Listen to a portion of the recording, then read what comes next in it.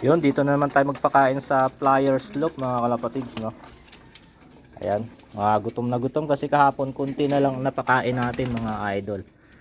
Kaya ngayon bumili tayo, kalahati lang. So wag kayong lumabas. Pag lumabas kayo, hindi na kayo marunong pumasok. Ayan. Kasi kakalipat lang natin dito mga kalapatids, no. Ayan, mga gutom na gutom mga kalapatids. Kasi kahapon konti na lang napakain natin. Ayan, no.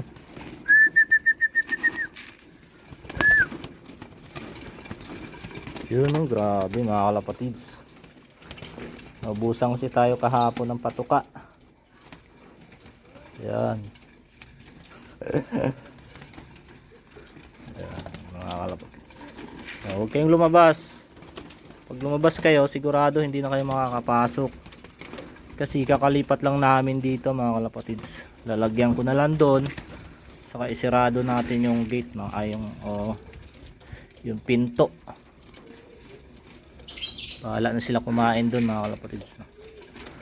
Kasi baka mamaya makalabas to mga to. Sayang. Madadagit lang sila dito mga kalapatids.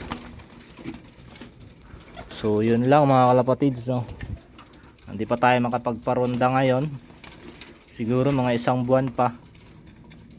Siguro i-viewing ko pa muna to mga 2 linggo sa bubong dyan. Hindi pa natin ma-viewing kasi busy tayo, kakalipat lang namin mga kalapatids. Hindi ko pa naayos yung kulungan. Ayun, tinanggal ko nga yung paitlogan doon, no. Kasi hindi magkasya sa truck.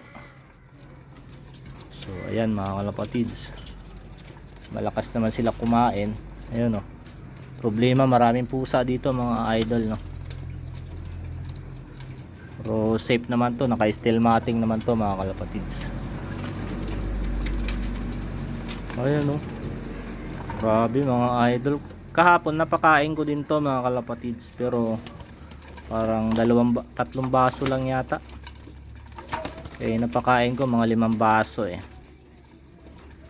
So kulang na kulang. Ayun. Ngayon busog na sila ngayon mga kalapatids. Dahil nakabili tayo ng patuka. Ayun, oh. Ang lalaki ng butil yan mga idol. Pang manok daw yata yan. So yun lang mga kalapatids. Update ko kayo kung makasali tayo ng karera dito.